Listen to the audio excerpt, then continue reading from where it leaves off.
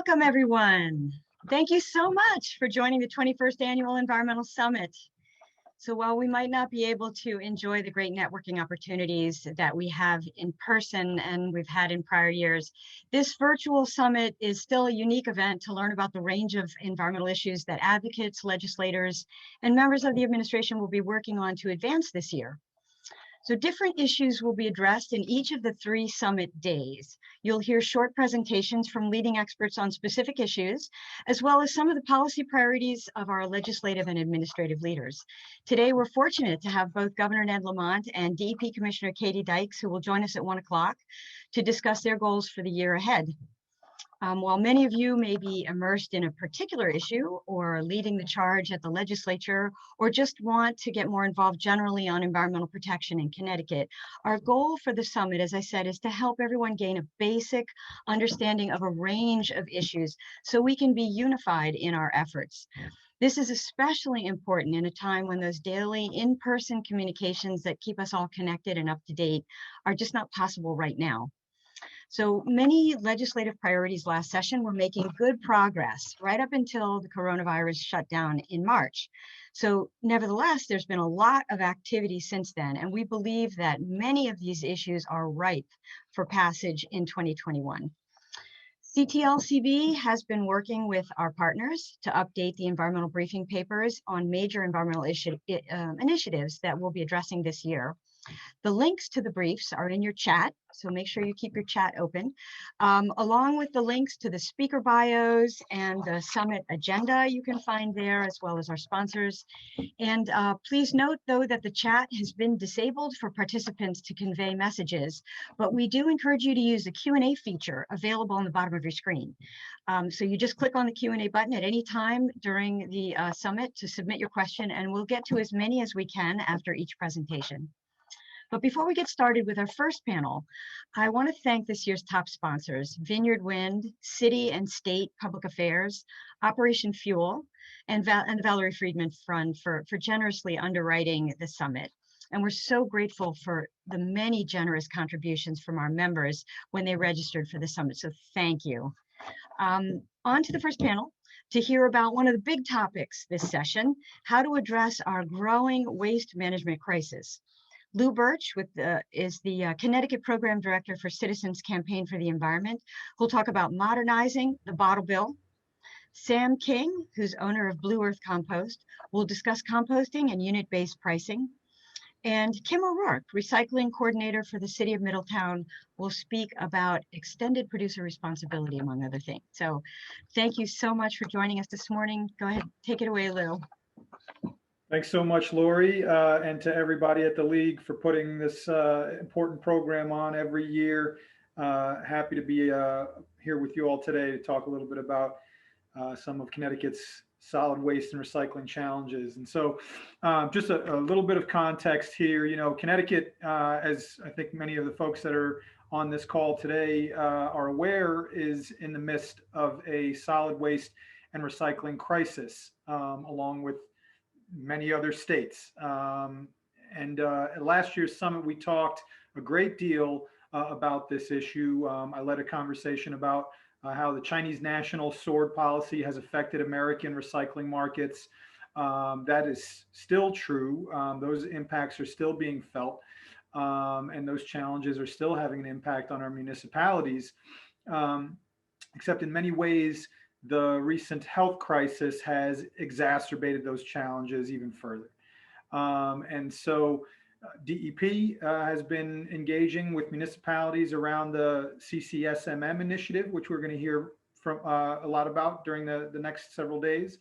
And they have recommended a range of solutions for both municipalities and for state legislators to act on this year during the legislative session for statewide approaches to addressing our solid waste and recycling challenges. And this is really critical. And for one thing, last year we got an announcement from Governor Lamont's office that the MIRA plant, Materials Innovation and Recovery Authority plant in Hartford, will be retiring by 2022. And that plant manages roughly a third of our state's solid waste, something on the order of about 700,000 tons a year. And so while that was a really positive step in the right direction with respect to environmental justice issues, which we're going to talk about, it again leaves us with an even more urgent need to come up with some waste reduction and recycling solutions. That, in addition to the 2016 Comprehensive Materials Management Plan, which set a goal of diverting 60% of our waste by the year 2024. And so now we're more than halfway through that goal and have made only marginal progress. Connecticut's recycling rate is, according to DEEP, approximately 30%.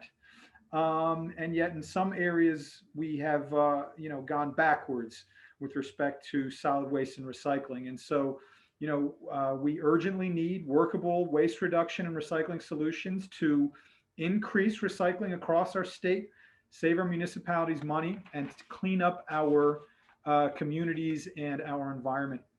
And so, as Lori mentioned, one of the things that we're going to continue to advocate for is modernization of Connecticut's bottle bill. We're a part of the Connecticut Bottle Bill Works Coalition, which is a group of nonprofit but also recycling industry partners, as well as some of the municipalities that are doing this important recycling work, that have been working on efforts to update and modernize Connecticut's bottle bill. I'm going to go ahead. I have a few slides I'd like to share, just a very, very brief kind of overview. So I'm just going to share this. And this is an example of just a visual to give folks an understanding of exactly how Connecticut's bottle bill works. And so you have your beverages that go from the distributor to the retailer. They are sold at the manufacturer's suggested retail price plus a deposit, a 5-cent deposit here in the state of Connecticut to the consumer. That consumer then consumes that product and returns the can to an authorized retailer or a redemption center to get that deposit back. That redemption center then transfers that material. It gets picked up by a hauler and processed, sent back for recycling, and turned into new bottles and cans, which can then get used by the deposit initiator to send additional beverages to retail. And so very similar to how the program works in other states, the efficacy of these programs have been realized by policymakers around the world for their effectiveness at controlling litter. Since 2017, at least 15 new deposit programs have been initiated across the globe.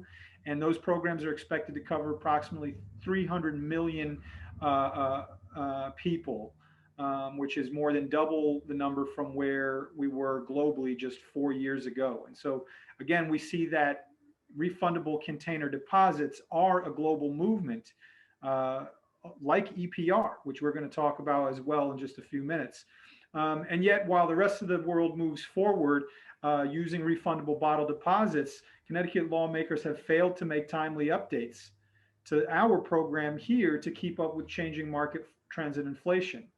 And so, this is just kind of a snapshot at what some of the other programs around the country. The 2019 and 2020 numbers have been very slow, due in large part to the interruption that we faced during the COVID-19 shutdown.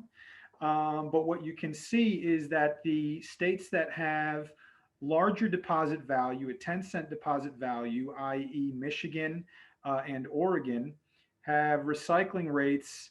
Actually, again, these are outdated numbers. Oregon is upwards of 80% now, while Michigan is over 90%.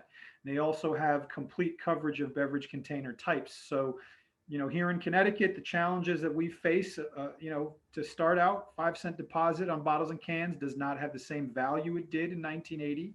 And so the incentive to recycle is not as strong. Incomplete coverage of beverage types. It only applies to beer, soda, and water bottles, and not the non-carbonated beverages that have really been dominating the marketplace over the last several years.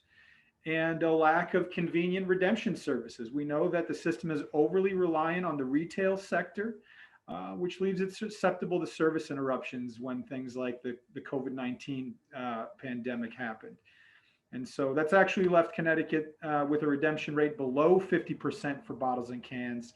And so the Connecticut legislature, I'll just wrap up by saying the Connecticut legislature must update the bottle bill before the system continues to decline any further. It is on the verge of collapse. And if we do not take action to modernize Connecticut's bottle bill in 2021, we run the risk of seeing additional redemption centers across the street closing their doors, the redemption rates continuing to fall across Connecticut, and taxpayers left holding the bill. And so I'll just close off by pointing out that the Council on Environmental Quality did a detailed report on the bottle bill, and that is available on the ct.gov website. I would encourage folks to familiarize themselves with that, as there's several recommendations about what needs to happen to the Connecticut bottle bill moving forward. So I'm going to stop there, and I'm going to move the conversation along to Sam from Blue Earth Compost. We're very happy to have you here, and I personally am very happy to see that you all have gone from acting as a vendor at the summit to now here in the role of an advocate. So Sam King from Blue Earth Compost, please go ahead and take it away. Hey Lou, thanks so much, and thanks so much to everybody who's attending today. It truly is an honor to be a part of this summit. It is very prestigious, and the League of Conservation Voters does a great job pulling everybody together. I'm looking at the number of participants, and I'm just like totally floored. It's great to be able to have this podium to speak about waste and to speak about food scraps, which is the topic that I want to highlight today. This is an issue that myself and the company that I'm a part owner of, Blue Earth Compost, has been working on for over 7 years now. We were founded in 2013 with the idea of trying to change the way that Connecticut thinks about waste, and in general, the way that people in our communities think about waste. Because if we take food scraps, which is our issue of highlight, we shouldn't be thinking about them as waste. Food scraps for hundreds, thousands of years, ever since we've basically had a planet, food scraps have been the way that we've been able to recycle the material and turn it into new soil so that we can grow more food. So we're trying to get people to stop thinking about them as waste and thinking about them as a valuable resource instead. And because we've been thinking about them for waste so long, we've kind of gotten ourselves into a place of crisis. This word is going to be said a few times, I think, in the course of this summit today. We are at a crisis. MIRA, as Lou had mentioned earlier, which is 1/3 of the state's capacity for trash, is going to be closing in 2022. But the truth of the matter is that this has been a crisis for a lot longer, especially in the communities that these kinds of incinerators get sited. It's an environmental justice crisis because MIRA has been operating for decades and pouring the pollution out into the community. Before that, we had landfills that was also negatively affecting the communities. If you look at the incinerators in the state, we have 5 of them, and 3 of them are in environmental justice communities. So basically what we've kind of set up is this system of systematic racism in which the more affluent communities can send their trash to the poorer communities, and those poor communities are taking that burden. They're taking the burden of having to deal with that pollution. And it's part of the reason why Hartford, if we look at it specifically, has some of the poorest air quality in the nation, according to the American Lung Association, when we think about ozone. So this is a crisis that we've been dealing with for a long time, but it's just starting to become a crisis that more people are thinking about because we don't know what we're going to do with trash in the future. So I just want to really highlight that, and we'll start to move on to where we need to be. What we need to start to do is figure out a way to get food scraps out of the waste stream. As it says in the previous column there, 1/3 of the material that is produced, generated in the state is compostable. The way that we do that is first to reduce, which we can do with things like better labeling laws, and we can do with better food donation laws. The second thing is we need to be installing better commercial and residential composting programs. So basically doing the work of making it more accessible, getting those cans at the curb so that people have a third can for food scraps, and also making it easier for restaurants, hospitals, and any other commercial or institutional entity to be able to do so. And lastly, let's make it so that we are making incinerators obsolete. Let's start closing these aging and polluting infrastructure and start replacing it with more sustainable solutions. Here are the solutions. And these are the things that we can do legislatively. The first is we can update the commercial organics ban, and I'll talk about these three in more detail. So I'm just going to go over them quickly here. The second is we need to start curbside organics collection in municipalities and towns. And the third is that we need to do things that will facilitate the development of more in-state compost facilities. Next slide, please. So number one, updating the commercial organics ban. We already have a rule on the book. And I know this is a faux pas, but I really want to read the law as we have it here because it is important. Each commercial food wholesaler or distributor, industrial food manufacturer or processor, supermarket, resort, or conference center that generates a projected annual volume of 52 tons or more per year of source separated organic material and are located within 20 miles of a permitted recycling facility shall separate such source separated organic materials from solid waste. It's a bit of a mouthful, but the reason why I wanted to highlight that and read that out is because this is such a limited ban. It is not doing the work of actually facilitating getting food scraps out of the waste cycle. This was implemented in 2014, and we've seen such negligible development of composting facilities and negligible amount of raising of the amount of volume that we're able to divert. So these are the four things we need to do to update it and make it actually effective. First, we need to get rid of those industry exemptions. As you can see, this only applies to a small amount of industries. There's no reason why it shouldn't apply to everybody if they are generating a significant volume of food scraps. Second, we need to get rid of the geographic limits. There's no reason why this should only apply to certain parts of the state. At first, it was designed around the idea that if we don't want to overwhelm the system, we don't want to make it so that certain people can't find a way to compost. But what that actually made happen was that there wasn't enough composting facility infrastructure. And so it just kind of made it so that there was not enough incentive to do so. Third is we need to put in another mechanism for lowering the threshold from that 52 tons to 26 tons per year, so a half a ton a week. That's going to capture a lot more food scraps, and there's no reason why we can't do that, which is something that Massachusetts, and as an aside, all of these are things that Massachusetts has already implemented and have been very successful with doing. So we can do them here in Connecticut. Lastly, we need to put a mechanism for fines for noncompliance.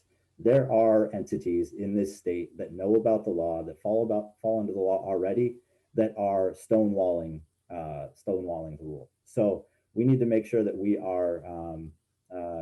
have some kind of mechanism for fining them. Next slide, please. Next, we need to start municipal collections. We need to make incentives for towns and municipalities to be able to start pilot programs so that they can be able to collect these things at the curb. Many people already want this, many towns already want this. There needs to be different solutions for different towns based on whether you're a high density city or a very rural area. So, being able to make ways for more backyard composting or transfer stations where people already bring their food scraps, but giving them an ability to separate them. But curbside collections is the big one, and that's how we're going to get a lot more food scraps out of the waste system. So we need to be thinking about ways for incentivizing that. It's going to be much cheaper in the long run. It might seem like it's going to be more expensive right now, but it'll be much cheaper, and it's much cheaper than throwing $300 million at Merida to replace it. Next slide, please. And then lastly, we need to figure out ways to incentivize building more infrastructure here in the state for composting at larger scales. Things like community composting, which is a little bit smaller, but working up towards commercial composting and anaerobic digestion, which are great solutions for diverting this waste and much better than putting it in the trash. Next slide. Oh, is there a next slide? Lastly, I just wanted to put my contact information up there in case anybody has any other questions that aren't going to be addressed here in the panel. Thanks so much, everybody. I'm going to pass it over to Kim O'Rourke, who is the recycling director for the city of Middletown. Hi, everybody. And Kim, please go ahead and take it away. Okay, thanks. Thanks, Lou. Thanks, Sam. That was great.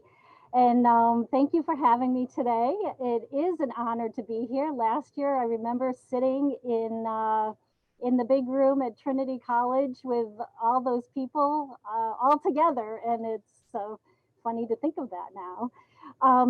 So my name's Kim O'Rourke. I'm the recycling coordinator for the city of Middletown. I work in the Public Works Department. And what is a municipal view on this? So all municipalities are different. That's Connecticut. But I can give you my perspective as someone who's been involved in recycling on the ground level for the past 3 decades. So we definitely have a problem, and both Lou and Sam talked about this. Our in-state waste to energy facilities are aging and in need of expensive upgrades. If we don't make changes soon, more waste will be shipped out of state. And according to DEEP, the regional landfill capacity will be reduced by 40% over the next 5 years. So whether it's landfilled or incinerated, prices will escalate and the environment will suffer unless we get creative and make changes on all levels. So it's not just me and you ditching plastic water bottles and composting in our backyard and using reusable bags. That's all important, but we need more than that. And we need governments, we need institutions, businesses, and producers to play a large role in solving this crisis. So municipalities are struggling. Recycling and disposal costs have escalated. Only a few municipalities in Connecticut have an active recycling coordinator. The state requires towns to have a recycling contact, but often the contact is the public works director or another employee whose first job is not solid waste and recycling. Municipalities also don't have the funding to do it right. They don't have the budgets for effective outreach and education campaigns.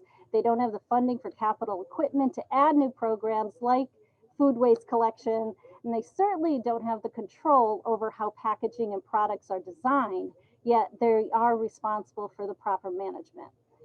Also, trash has changed over the years. The type of trash that is being disposed is different from 30 years ago. Flexible packaging, which is not recyclable, didn't exist. Single-use containers have grown popular. Takeout has changed significantly. We have bioplastics and compostable plastics and paper with plastic, not to mention all the new packaging from all the deliveries we're getting during these times. And a lot of times, I don't even know the package exists until someone asks me, is this acceptable in our recycling program? So we must change how we are doing things. Municipalities are not equipped with the expertise or the resources to develop the best disposal programs for these items. So with this background, the commissioners of DEEP organized the CCSMM, which Lou talked about, the Connecticut Coalition of Sustainable Materials Management, to bring municipalities together to discuss these problems, share ideas, and come up with solutions. Numerous meetings were held from September to January. Each meeting was full of timely information and active discussion. In January, a menu of options was released, and it includes 35 different suggestions of how we can reduce and divert our waste and develop better systems. There's a ton of great ideas in that document. It's very comprehensive. Every municipality should and could be doing something. Some of these ideas don't require a lot of resources, but a lot of them, those that will have the biggest impact, such as residential food waste collection, unit-based pricing, updating the bottle bill, will require funding, legislation, and leadership at the state to be effective. So I'm going to discuss 2 of these options. One of them is funding. And I have to mention funding because there's been such a lack of it. The commissioners offered a plan for municipal recycling funding, and I think it should be supported. There's a loophole in the solid waste assessment fee that assesses $1.50 on each ton of waste processed at an in-state waste to energy facility. The proposal is to extend this assessment to all solid waste, including waste going to landfills, waste going out of state, and demolition and construction waste. And this funding would and must go to a lockbox for municipal recycling programs. And this would give municipalities resources they desperately need to move forward. If we don't offer funding, we're not going to see change. Secondly is extended producer responsibility, or EPR. This is complementary to these other programs. Connecticut has been a leader in supporting extended producer responsibility programs for hard to dispose items, but more is needed. EPR is when producers are legally required to be involved in the end of life management of the product and its packaging. At a minimum, it shifts the financial responsibility to the producer to create a stable funding system, better education, and an environmentally sustainable disposal program. It also creates an incentive for the producers to incorporate and reduce waste in the environment and when they design their products. So EPR is very common in Canada and Europe and is gaining support across the US. In Connecticut, we have 4 EPR programs, one for electronics, mattresses, paint, and thermostats. They are set by state law. They're very prescriptive programs that identify responsible producers, establish funding mechanisms, establish a program structure and performance goals. They create accountability and level the playing field for all the stakeholders to secure long-term success. Our current EPR programs have saved municipalities millions of dollars in disposal costs, created jobs, and developed reliable, more effective, financially stable, and environmentally sustainable recycling programs for these items. Just letting you know we're at the 1 minute mark, Kim, just giving you a heads up. Go ahead. Okay. This legislative session, there'll be at least 2 EPR bills on hard to dispose items. The Connecticut River Conservancy is leading the charge on tire EPR, and the Connecticut Product Stewardship Council is working on unwanted gas cylinders and developing plans for them. I also want to mention EPR for packaging. We've been talking about the skyrocketing costs of curbside recycling, and if we had an EPR system for paper and packaging, basically the items that are in your recycling cart, municipalities would not have to find the thousands of dollars to cover the fluctuations in the markets. The quality of the material would improve, and the producers would be incentivized to rethink their packaging. So I'm going to close by asking you to be active.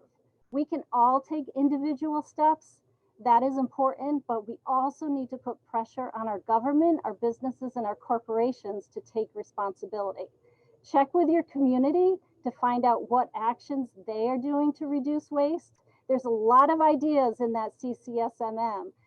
Are they asking their legislators for support for municipal recycling, to update the bottle bill, to support EPR initiatives, and changes to organics diversion programs? There's no magic bullet. All these initiatives complement each other and work together to move us forward in reducing waste. We all generate trash, and we all must be active in cleaning it up. Great. Thank you so much for that. And thank you to both of you for sharing your perspectives today. There's a number of questions here, and I have begun to answer those that were directed to me on the bottle bill in the chat. But we can certainly... Lou, I have a few questions that they've screened by staff that I can go ahead and go right ahead, please do. Just so that there's, try to get through a few. Actually, one of the first ones, Lou, was for you. It's the person says, I find that machines do not accept a lot of bottles that should be returnable. Are more sensitive machines needed if we expand the types accepted? Right, and as I mentioned in the comments, many of the bottles, so there's 2 things happening here. So I think that part of your question is directed at the fact that non-carbonated beverages, juices, teas, and sports drinks, as well as wine and liquor, are not currently covered by a deposit. So if you try to process those containers through a reverse vending machine, they will not be accepted. There are also fairness measures in place that allow retailers to refuse any containers that they do not actually carry or that they don't offer for sale. And we think that makes sense. If you think about it this way, grocery stores redeem more deposits than they actually initiate. That's one of the reasons we've got a great deal of pushback from some of the grocery stores on expansion. They are required to take it as long as they carry it. And so if you purchase a beverage at Walgreens that is offered for sale at the grocery store, they have to accept that, and they also have to pay out a deposit, despite the fact that they may not have been the ones to initiate that deposit. So those are some issues that need to be tweaked and looked at in the new version of the bottle bill, but that's why you cannot return all containers to your grocery store. I would like to point out that you can return any container that's covered by a Connecticut state container deposit at one of your independent redemption centers. Thank you. Thank you, Lou. I have one for Sam. There's a few actually for all of you, but for Sam, any educational programs for beginners of residential composting as well as backyard gardening, how to get started at home? A lot of these resources are available online. Sometimes municipalities or nonprofits that are linked to municipalities will initiate programs like that. I'm sure that Kim would know about certain things that they are available in Middletown, but because we live in such a state with all these different kinds of municipalities, it's going to be approached differently.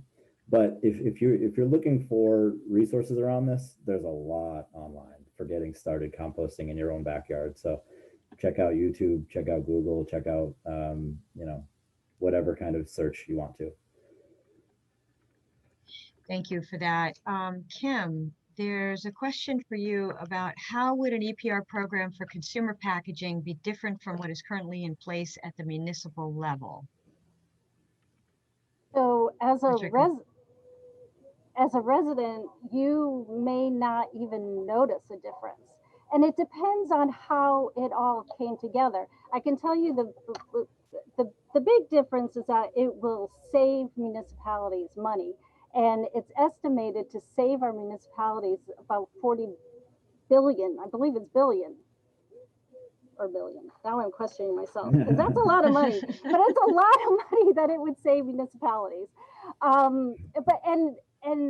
This is all worked out with very intense stakeholder meetings to decide how it's actually going to work. And each town could have a different system.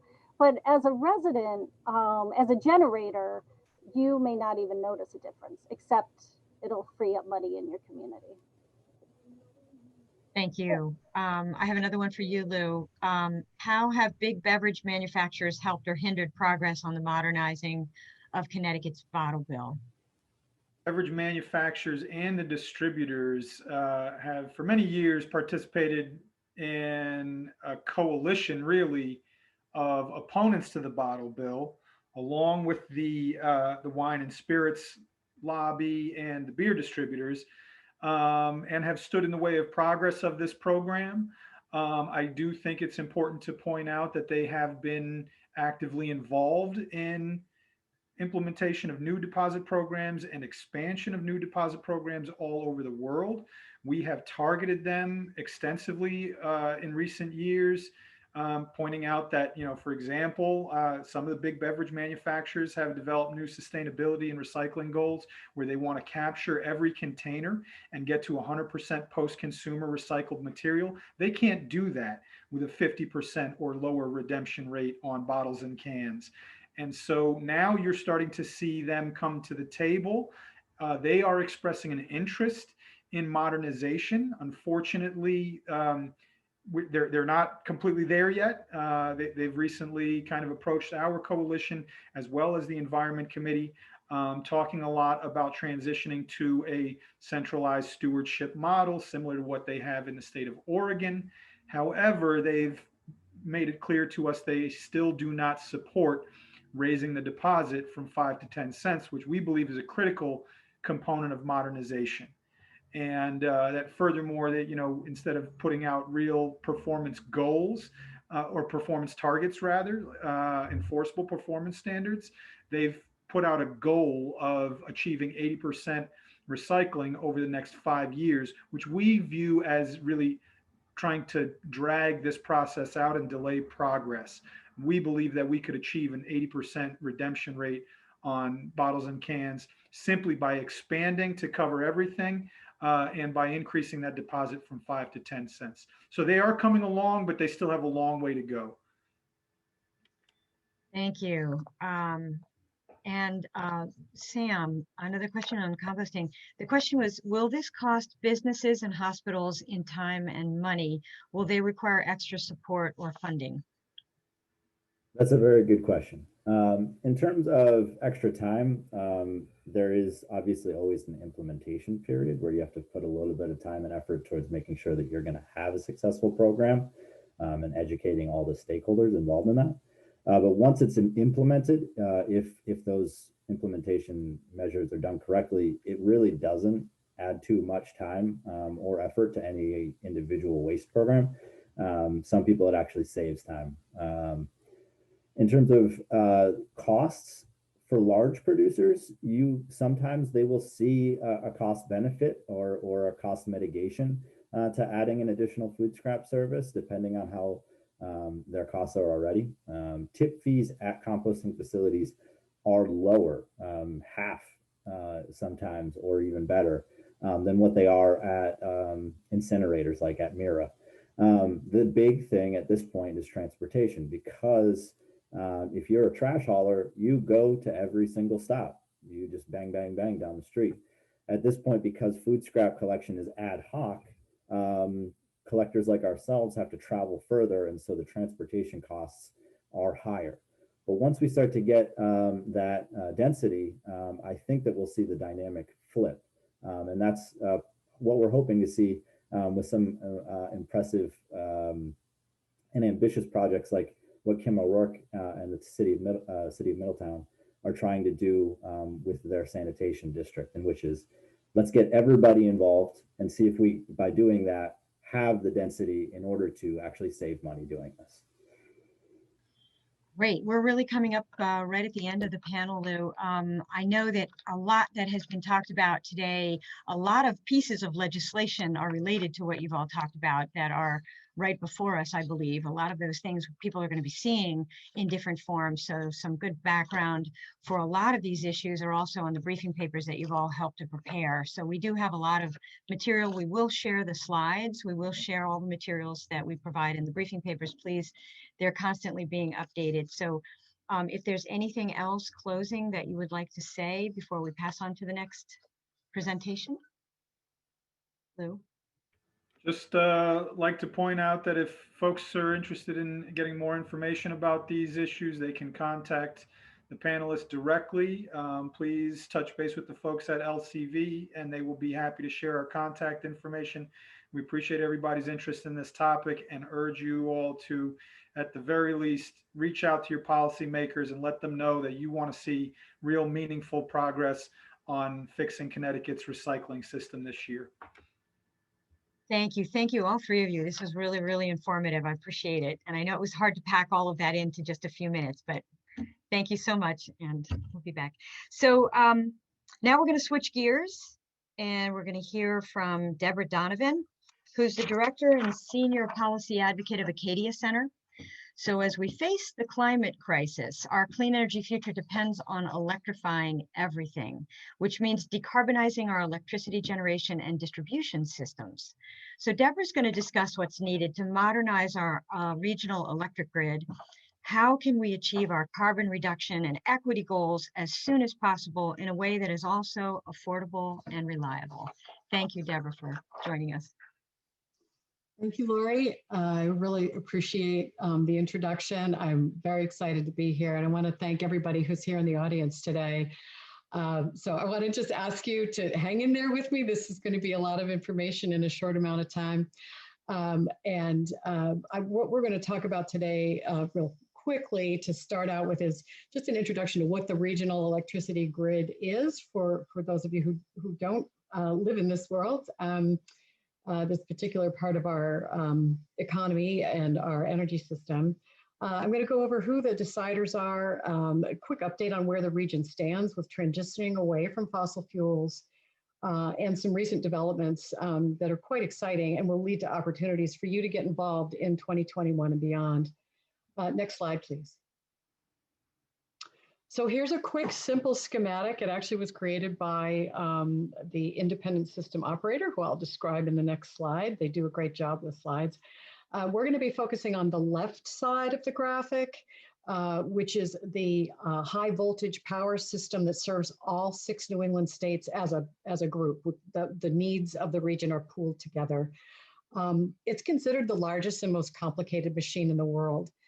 There are 2 major aspects to it. One is physical, which is the actual generation and delivery of the electricity in just the right amounts so that it's available to all end consumers when and where they need it.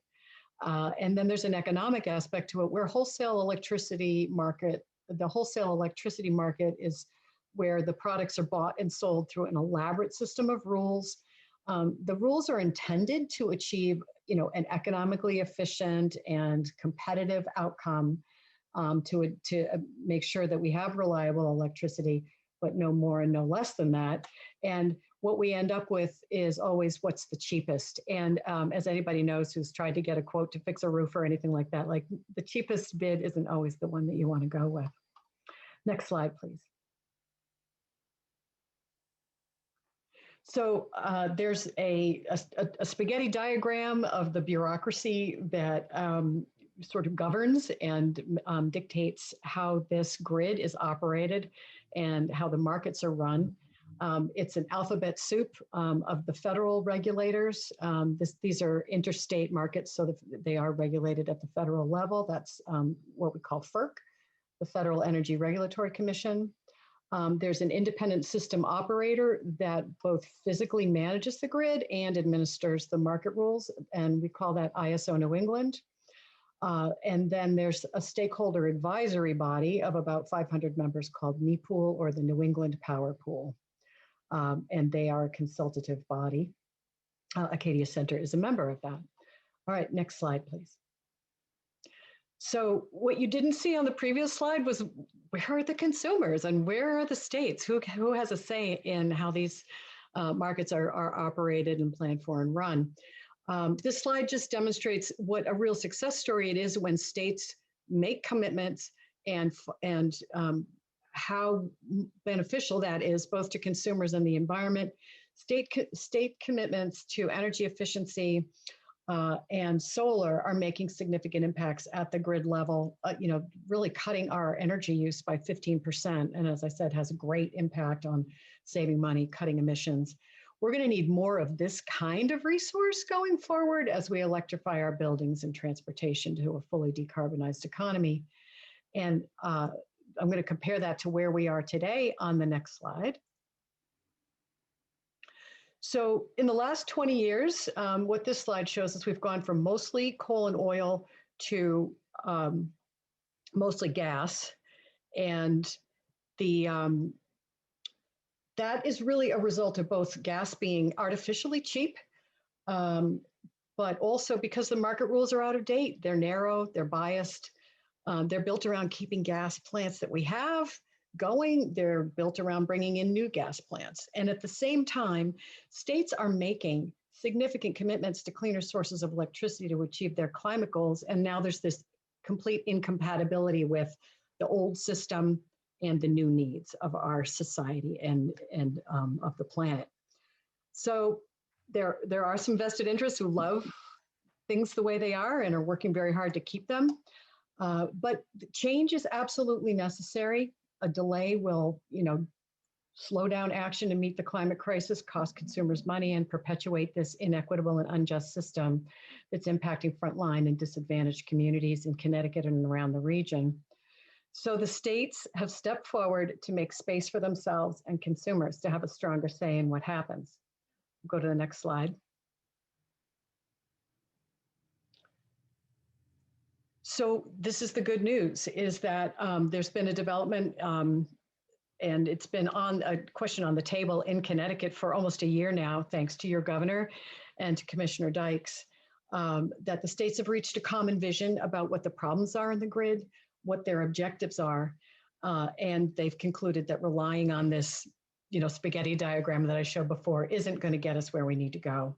So advocates and activists and consumers should be very grateful to the leadership of Connecticut for bringing the other states along to initiate a process where the discussion will be around aligning the state decarbonization goals with regional markets and meet our needs. And so this will require significant reforms. It is really going to be a very complicated situation, a complicated discussion, and we do want to end up with solutions that address, costs, address fairness, and also address reliability. But now, more important than ever, is to address the carbon impact of the grid.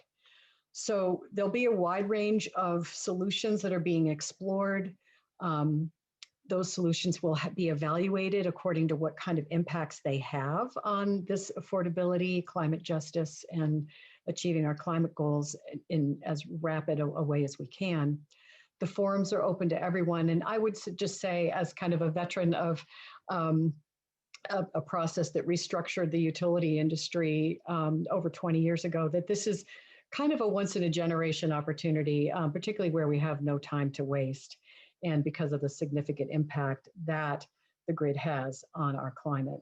So while we switch to Q&A, we will go on to my final slide, which has some places where you can get involved. And I will say that I'm excited about this, and I really predict that you will hear some more about it when the next two speakers join after we get through this segment. So thanks, and we'll switch to questions. Thank you, Deborah. Here's the first question: Do other ISO electric grid operators have the same issue of prioritizing fossil fuels over clean energy, or is clean energy more competitive in other markets? Well, I will say that there's a variety of reasons that would influence whether other parts of the country are having success in incorporating clean energy, and where places where it's very challenging. There are some power pools or these regional markets that are just a single state, like New York or Texas or California. So those states are taking a very different approach because they don't have to come to agreement among a bunch of different jurisdictions. But New England is similar to another power pool that goes from the Pennsylvania, New Jersey, and Maryland area, sort of down south and west from that. It's very large. There's a number of states. It goes all the way out to Illinois. And they are having similar struggles with how to operate the markets in the presence of some, but not all of their states making significant commitments. So this is a national issue. It's going to be dealt with possibly at the federal level, but the solutions really have to come from us, from our representatives, our governors, our legislatures, and we need to really focus on something that's going to be acceptable across the whole region. So are there plans to give incentives for people to purchase clean energy? So currently, it looks like people who purchase clean energy are paying more than when buying dirty energy. Shouldn't it be the other way around? Well, I do agree with that, and I think that there are some flaws in the way that we price our commodities, right? That that make things that look cheap, are expensive, and things that have a lot of value don't really get priced that way. I think that will be a very crucial central part of the conversation about how do you design the market so that the market is picking the right items, right? The ones that we need to meet a bunch of different goals that we have. But one thing you may be thinking of is should we put a price on carbon?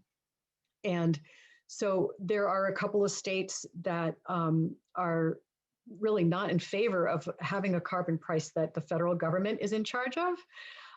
And there are a couple of stakeholders, like some of the gas companies, who are very much in favor of that. So that will be something that's on the table. And right now, so far, places that have put price on carbon have had real mixed results.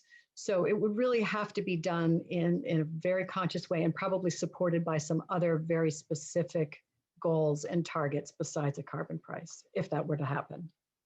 That leads into a really good question here. Are smaller decentralized grids better when it comes to making use of solar and wind energy? Well, absolutely. I think that the other technology I'm going to raise here that's going to really help us get to a fully decarbonized grid is storage, right? Because we're going to have times of day, weeks in the year, here and there, where we still need electricity. But if we're mostly relying on wind and solar, we may hit a stretch where it's not sunny and it's not windy. And that's where storage is really going to play a huge role. So, and there's a lot of other strategies and clean energy policies on top of those that can be extremely helpful, very cost effective, very low impact. We don't have to really get into siting issues. If we look to the power of the consumer to be incentivized to use electricity when it's plentiful, use electricity when it's at its lowest carbon concentration. So there's a lot that can happen through our regulatory commissions, those policymakers that govern the way utilities make money and the utilities price the services that they deliver. So that is, you know, a really exciting thing. And I think that, you know, we all know that siting large infrastructure takes a lot to happen. And so the more that we can redo to solve our problems with these kind of decentralized resources, microgrids, solar, wind, going offshore has a lot of benefits, but it's going to bring up some tough conversations as well about where we put the transmission. And so the more we can do that's local and it's consumer based, the better off we will be. Thank you. You know, there are so many more questions, and what you just touched on was another question, but I want to make sure that we ask you before you go. This question is, how can public participate in education, discussion, and decisions? Are there any important dates coming up, including opportunities for comment? Are there resources you recommend for anyone who wants to learn more about, you know, the ISO New England public participation process this year? A lot. I would say that there's two places. I'm going to put in a plug for the integrated resource plan that was the draft that was just released by Connecticut Deep. And there are a series of questions. There are hearings, forums, and comment opportunities. I think that the end of this week may be the first public hearing. There's one during the day, one at night. I don't have the website linked to that handy, but I would recommend taking a look there. The slide 7 of the slide deck, which we had up a moment ago, will give you links to places where you can look to opportunities to get education, get more educated than I had time to do today. And I will say the Massachusetts Attorney General has done an amazing job of putting together materials for consumers. I gave a longer version of this talk. It's about 30 minutes long, and the link to it is in there as well. And so there are a lot of places that are where you can get involved. And at some point, we will need our legislatures in all the states to really start, kind of rowing in the same direction to make whatever the solution is that comes out of this discussion possible. Perfect. Thank you so much for that information. And also, we just posted the IRP in the chat. So I definitely recommend anybody, and that is the guiding document. So we're going to have to stop now. I'm going to take a quick 5-minute break. Everybody get your coffee, get ready. We've got the governor and the commissioner of DEP coming up next at shortly after 1 o'clock, and we'll see you then. Don't go away.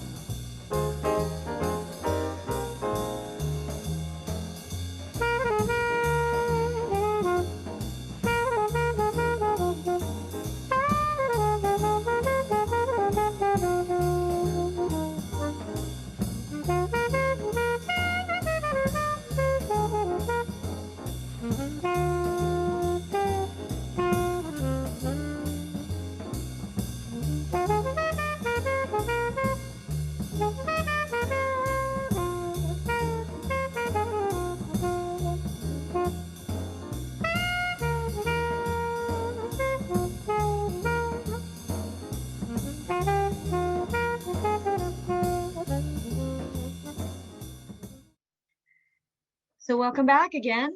Right now, I want to see, I think Commissioner Katie Dykes is on. I think we're still waiting for the governor at this point.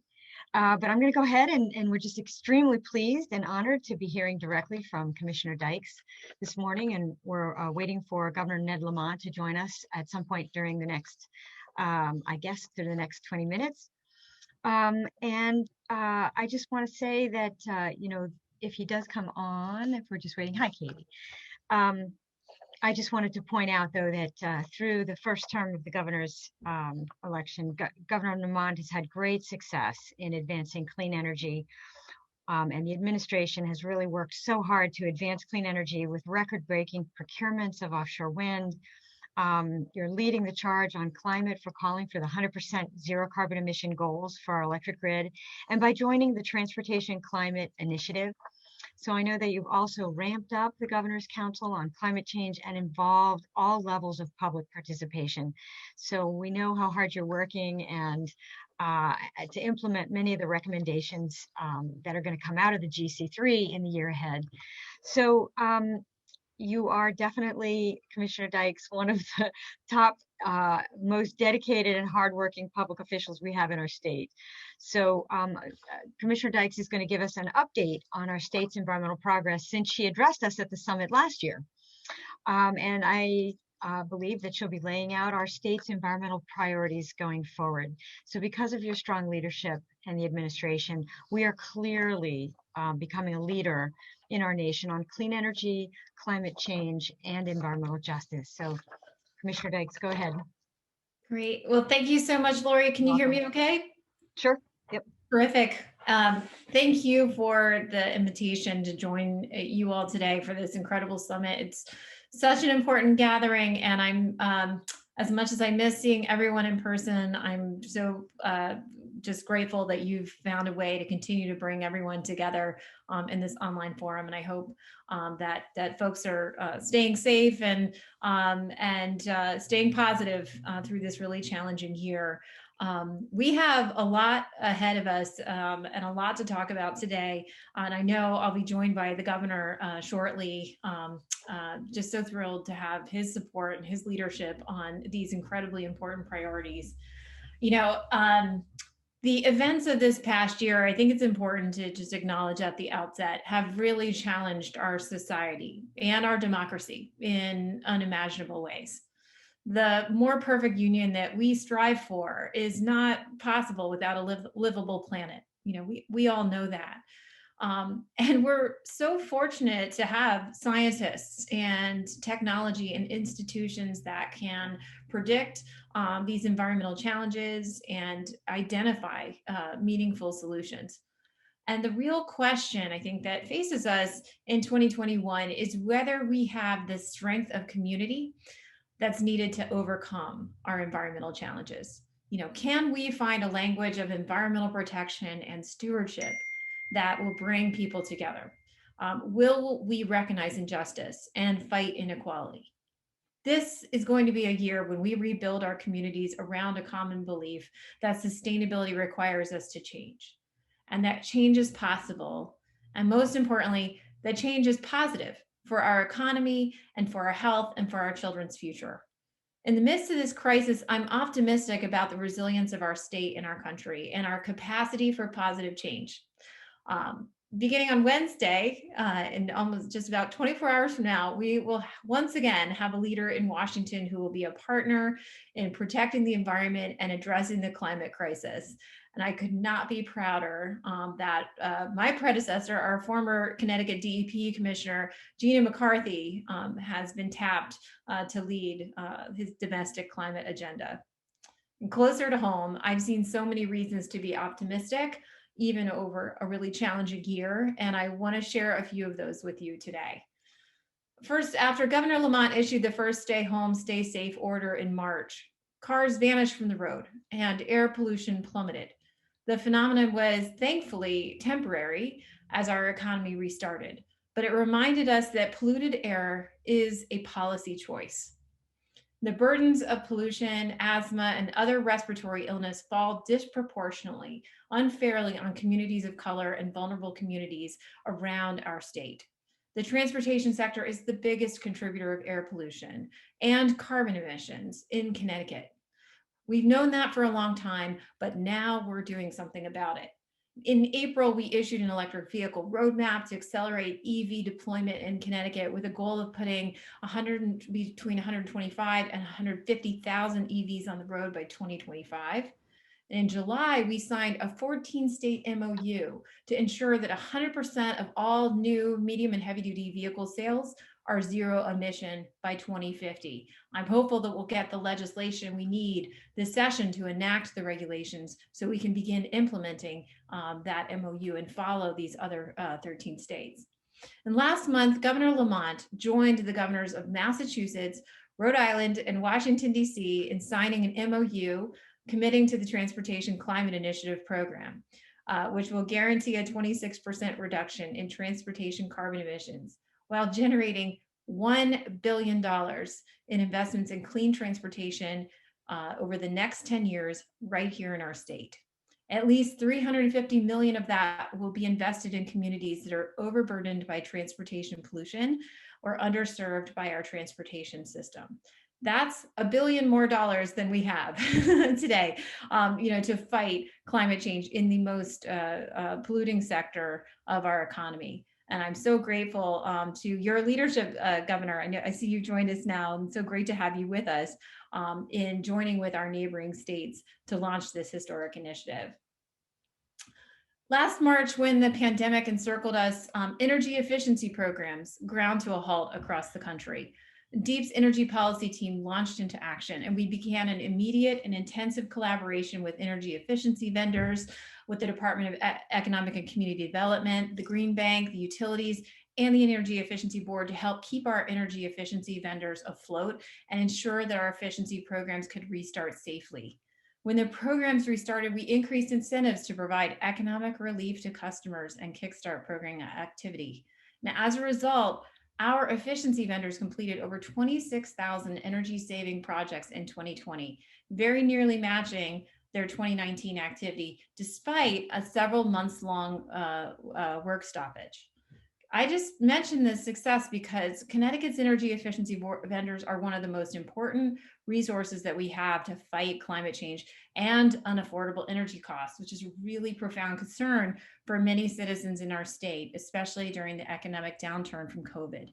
In 2021, it's so important that we continue to protect the funding of these programs and ensure that it's used for its intended purposes.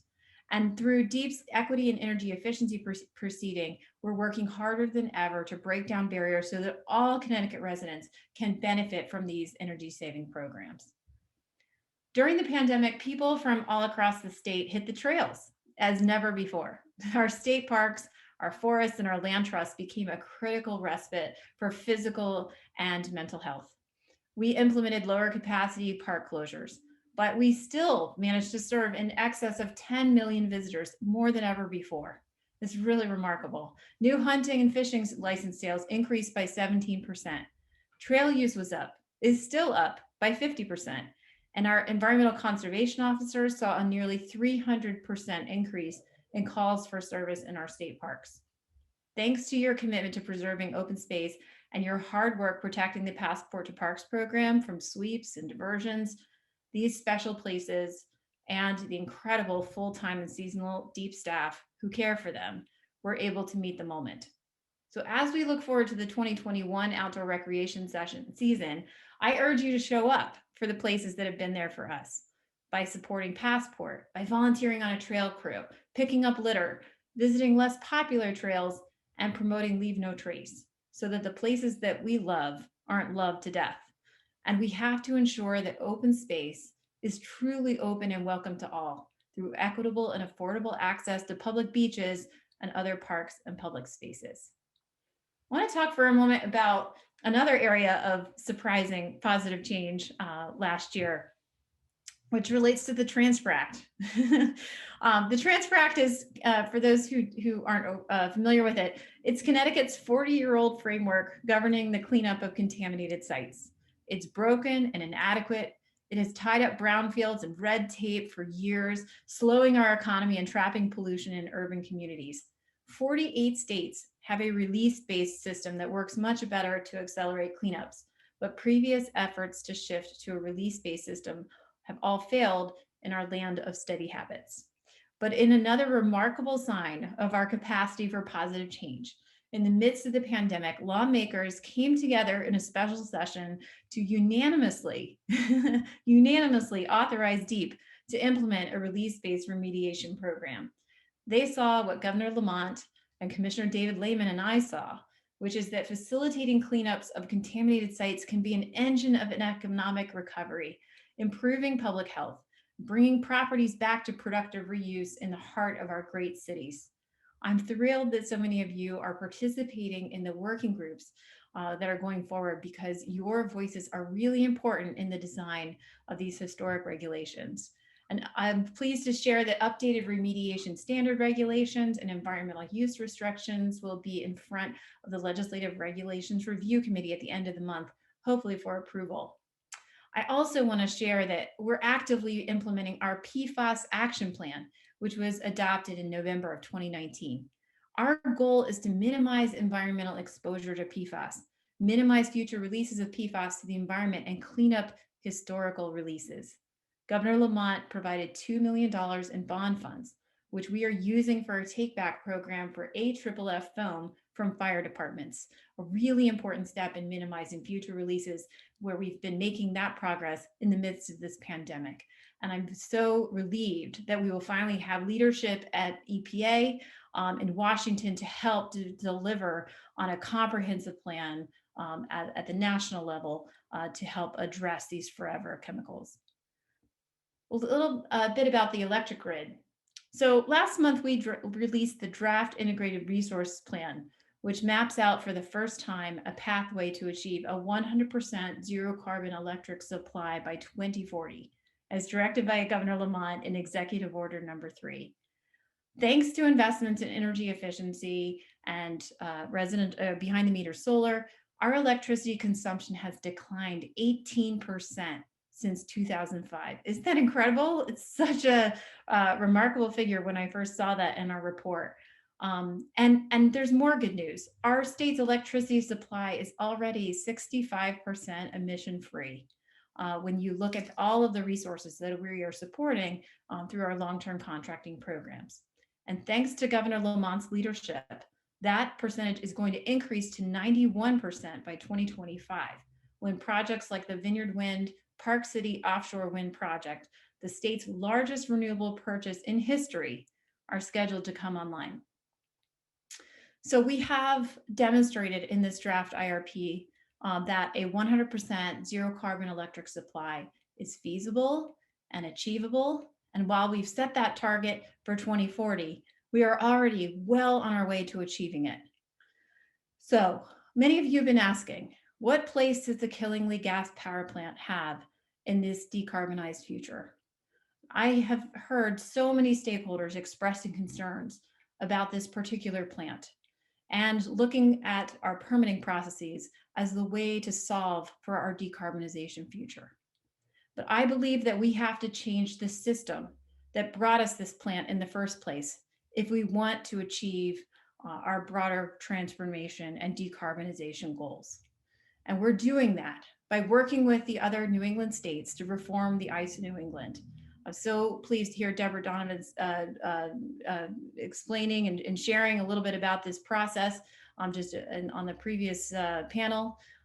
In October, we managed to get all 6 New England states signed on to a vision statement that called for reforms to the ICE in New England's market design, its transmission planning, and its governance. We held our first ever joint technical forum last week to turn this vision into action. We have more forums coming up next week and in the month of February. It's really important. This is a generational opportunity. I agree with Deborah that we have to transform our grid and make sure that we can get the clean energy resources that we need to achieve our goals. We need to enact a 100% zero carbon electric grid target to make it clear that Connecticut will not only prioritize the emission-free renewables that are called for in our renewable portfolio standard, but also emission-free resources like storage, energy efficiency, demand response, transmission, and a modernized distribution grid to meet our electricity needs when the sun isn't shining and when the wind isn't blowing. I can't stress enough how important this is for us to be able to end the ice New England's reliance not only on new natural gas power plants, but also on the 11 decades old oil burning gas plants that are still operating in our state and generating a disproportionate share of the air pollution in environmental justice communities in Connecticut.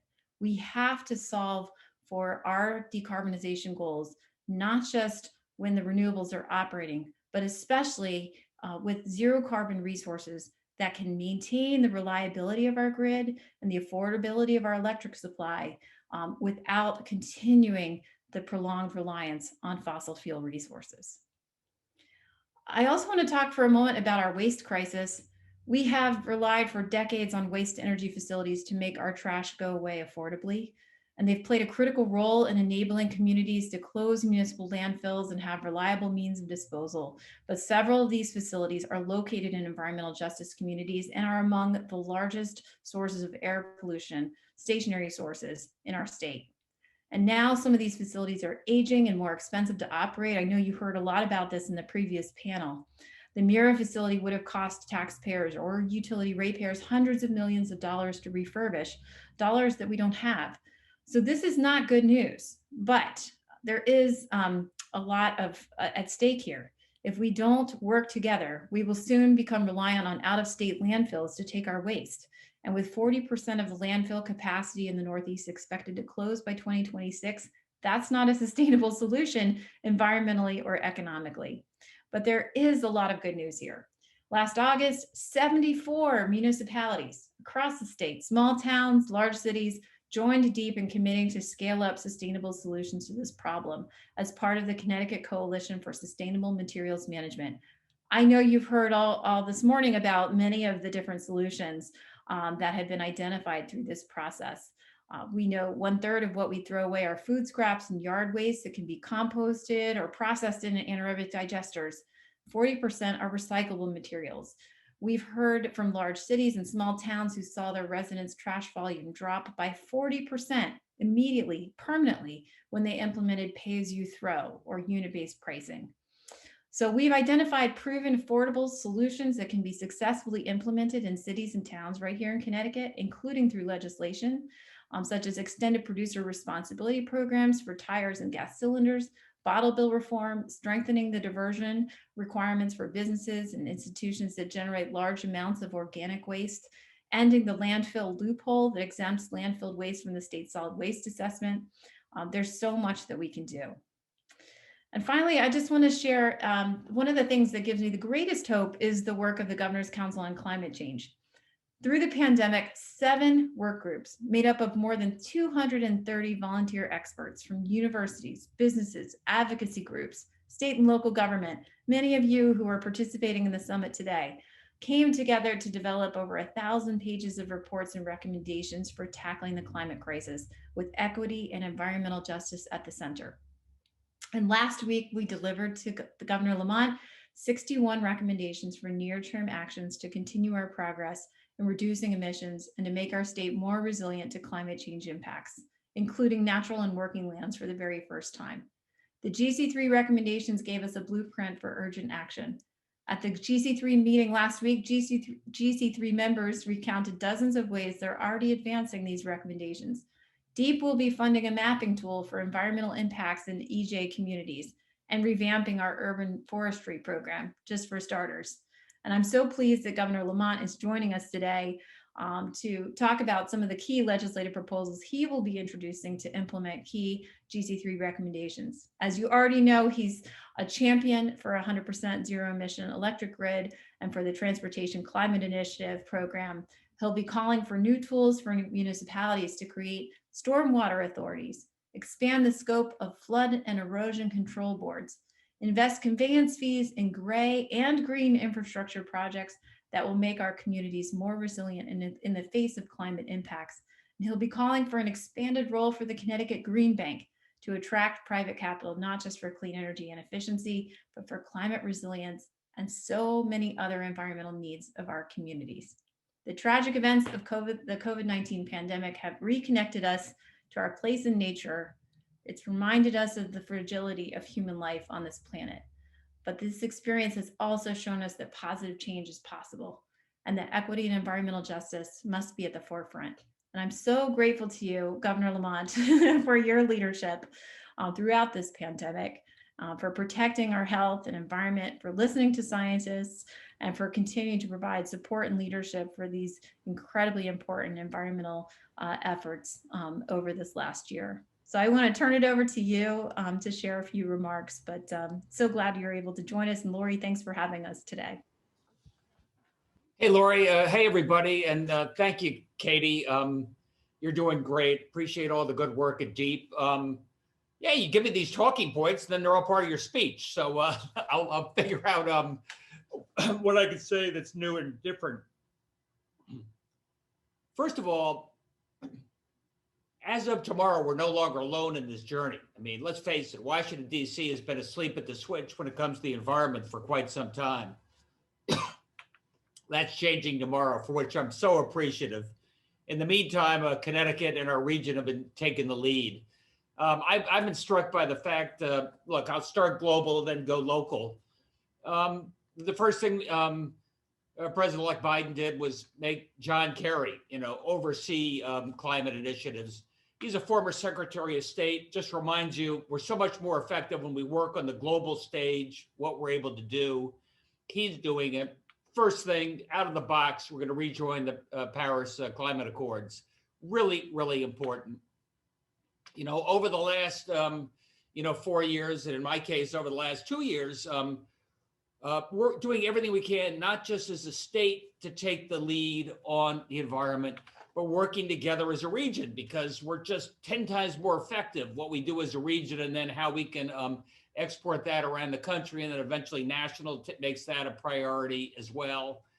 And it follows the lead, like Katie was saying, of what we did with Reggie. I was pretty impressed with the nature of that regional market and how we can prioritize non-carbon emitting solutions there. And what a difference it's made.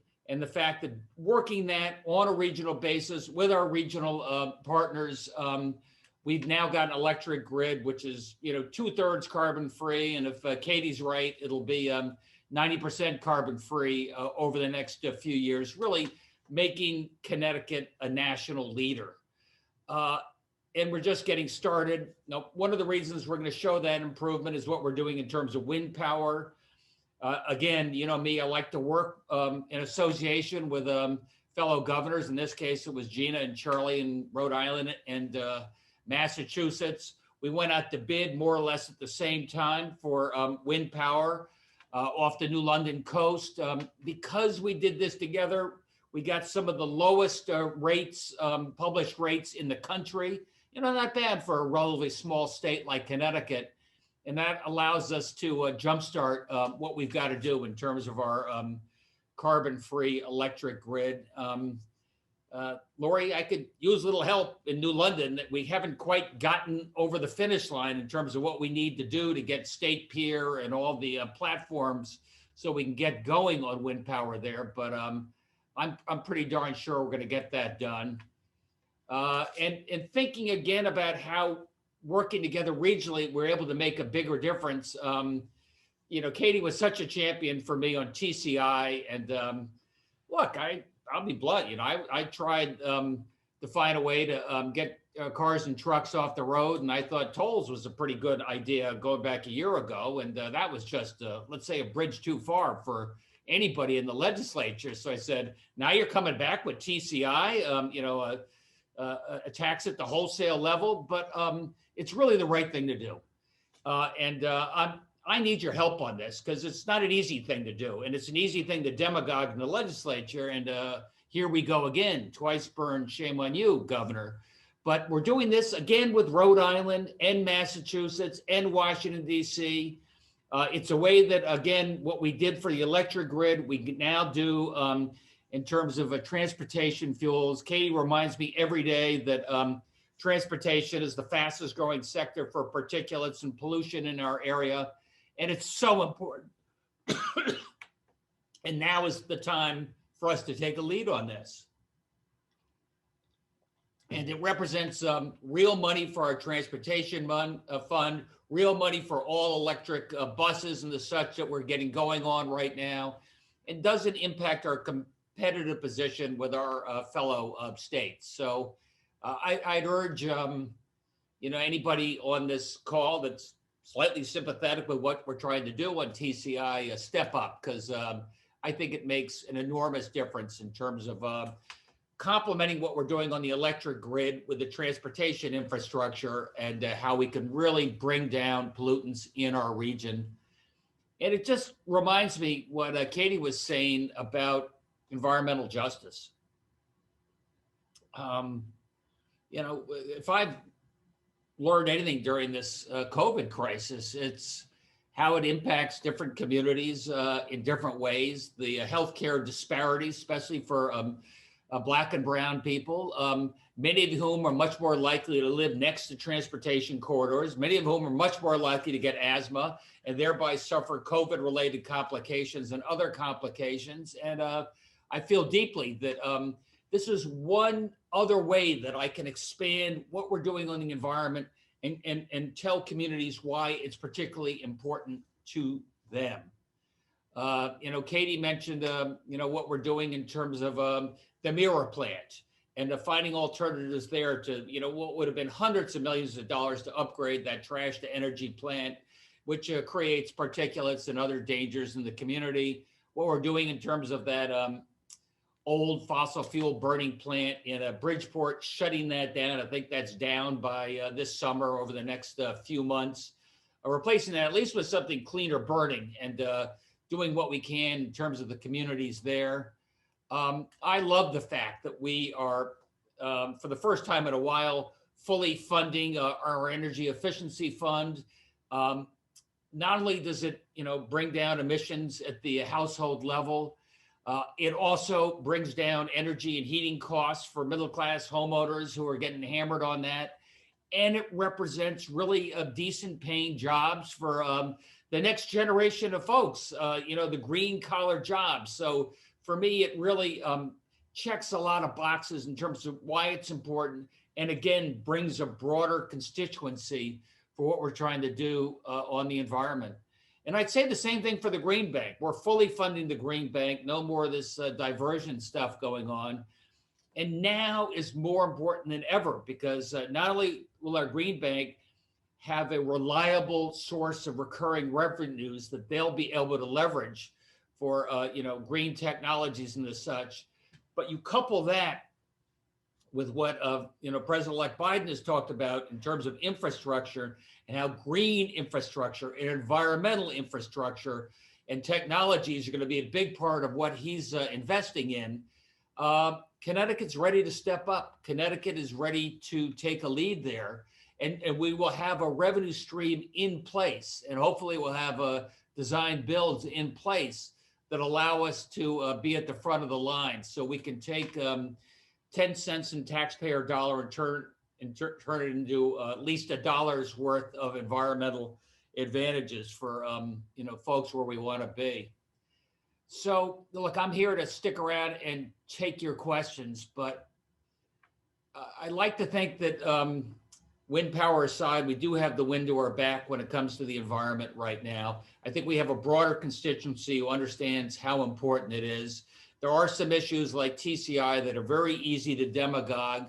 And I continue to need your voice, each and every one of you, the advocates, to stand up, hold us accountable, hold the legislature accountable, and remind people that Connecticut's been at the forefront of a green economy and environmental future for quite some time. And you mean to keep us there. I certainly do.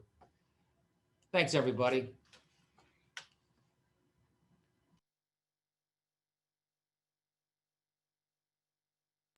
Lori, I think you might be muted. Got it.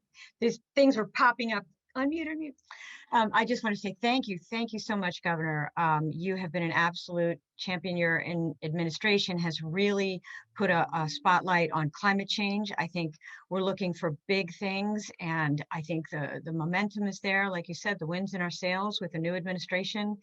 That believes in science, that believes climate is real. And we know that all of the things that you've done just in your first term with regards to offshore wind and procurement of clean energy, and we absolutely want to codify that 100% zero carbon emissions for the grid and help set those policies that'll get us there.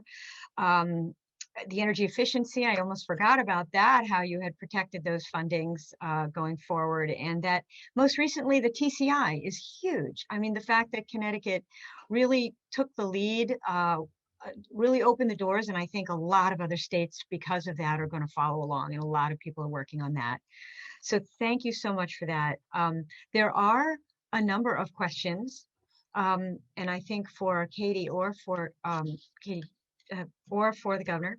But in particular, obviously, Killingly is a huge issue. And a number of questions have come in. Is there anything that can be done to stop the new gas power plant from being constructed? Or is it entirely in the hands of our grid operator? Is there anything that can be done? Start with that, Katie. You're mute. Yeah. So 2020, I'm sorry. I think I'd learned the mute button by now. As I mentioned, you know, I hear from folks every day about their concerns about this gas plant. And I know that it's, you know, it's meaningful, it's resonant to folks because it's new. We have permitting processes that are still underway at the department. We have to apply the standards that are established for these permitting decisions. You know, our focus again is on looking at the system as a whole to make sure that we are getting the resources that we need to achieve a decarbonized future in all hours of the day. That we're not creating a situation where the ISO is going to be hanging on and prolonging the life of even dirtier power plants. I know that this, you know, this change feels like it's taking forever. There's a lot of uncertainty about when it will come, but with every voice, with every concern that I've heard from folks about this power plant, it's redoubling our efforts to make this system-wide change, which I believe is the place that we have to focus if we want to prevent future projects like this from coming forward, or much older, much dirtier plants from operating longer than is necessary. But I hear the concerns, but I just want to share, you know, as we have throughout this process, we're going through the permitting process as it's constructed, as it's established, and applying the standards that we have at the same time that we're rallying all of the New England states to a, you know, generational conversation about how we can seek urgent change to our market to prevent these types of facilities from running into the future. All right. Yeah, I'd add, I'm usually pretty blunt. I don't want to build Killingly. I'm not interested in building Killingly. And I'm not sure the market will say that we need Killingly. The question is, what can I do about this? And I've been, you know, talking to Katie along the way, as you can probably imagine. You know, ISO, this regional, you know, group has made this front and center. The train has sort of left the station. It's a lot of the way down the road. The question was, hey, can we slow this up with permitting and play some games there? And I'm afraid at this point, I wasn't sure we really could legitimately do that, given our ISO obligations. That said, look, electric usage is flat to down, as you heard Katie say. I'm not quite sure where the market's going to come out on this. You know, the only slight benefit is, you know, Killingly provides relatively cleaner than a lot of the other always on type of plants that are out there right now. But wait and see. I'm not positive you're going to see Killingly build at all. Thank you. I have another question.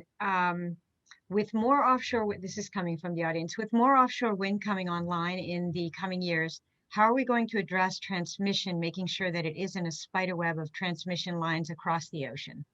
This is such I'm so glad to hear that question. It's one of the key things insights that we took away from our modeling in the integrated resource plan.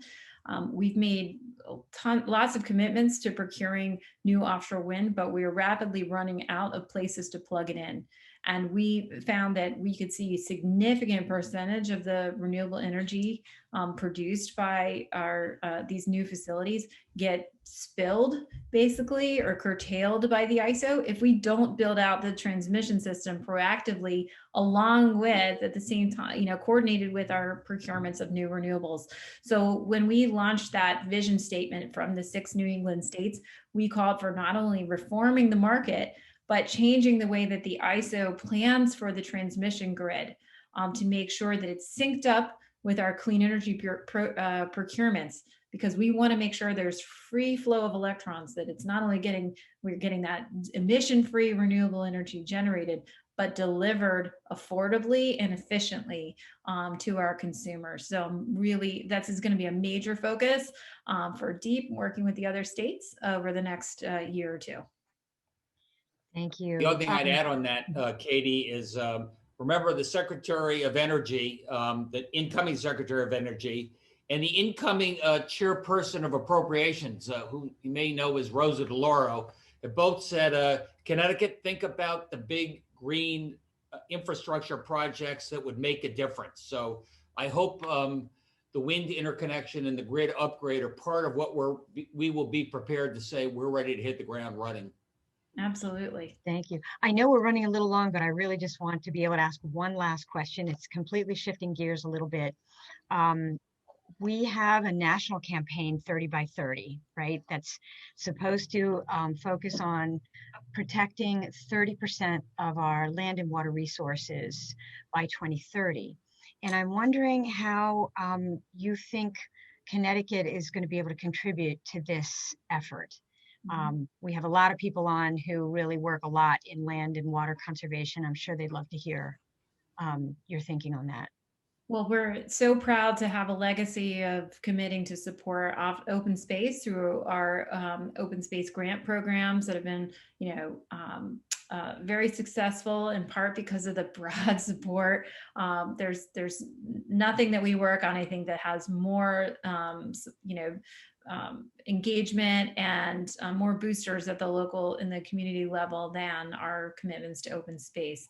And, Lori, I think the work that we did through the Governor's Council on Climate Change last year, highlighted yet another reason, a really urgent and compelling reason why we need to continue our progress in the state of protecting open space and protecting natural resources, because we know that these resources, whether it's protecting our incredible forest lands or marsh areas, or a broad range of different types of ecosystems, they contribute enormously to sequestering carbon and helping to improve the resilience of our state to the impacts of climate change. So if anything, this process has given us a sharper focus on the value of public lands, the value of ecosystem services and open space for tackling our challenges. In addition to, of course, seeing how important these places are when we think about access to the outdoors, such an important lesson of the pandemic. So I think the next phase is to look forward to how do we support these programs for acquiring and managing these places going forward. And I think we're going to see some new opportunities open up from the federal government, as Governor Lamont mentioned, as we have partners at the federal level that can help put dollars behind these policies and be a partner in supporting states that have these commitments once again. Thank you. I think our time is up unless the governor has something else. I'll just say one thing, but hey, Lori, thank you for inviting us, getting people together, and reminding us why what you're doing is so important. I hate to bring things back to COVID, but Katie just reminded me, if COVID has reminded us of anything, it's how important open space is, not just to our lifestyle, but to our sanity. And, people want to shut down the beaches, shut down the parks. They did that right next door in our neighboring states. And I said, are you crazy? I mean, this is the one thing we can do safely. And, you know, we're one of the densest states in the country. So if we don't prize open space and do everything we can to expand our commitment there, shame on us, because this is an opportunity that we cannot get back. And, you know, I think, you know, that's what we're doing. That's what we see as a new level of importance going forward. And that's part of our environmental strategy. Anyway, Lori, to each and every one of you, you know, I appreciate what you're doing on behalf of Connecticut. I appreciate what you're doing on behalf of the environment. And so do other people. We've got tens of thousands of people who have moved to Connecticut for the first time in years. And I'll tell you what they're telling us. I love the fact that I am a 10-minute drive or a 10-minute walk to a beautiful park. That's one of the things I love about Connecticut. Thanks, everybody. And I'm sure you're dying to get out there hiking again very soon. We wish you all a break for a second. speedy recovery, Governor. Thanks, Lori. Bye, everybody. Thank you. Thank you, everyone. We'll see you Thank next you, Thursday. Lauren. Bye.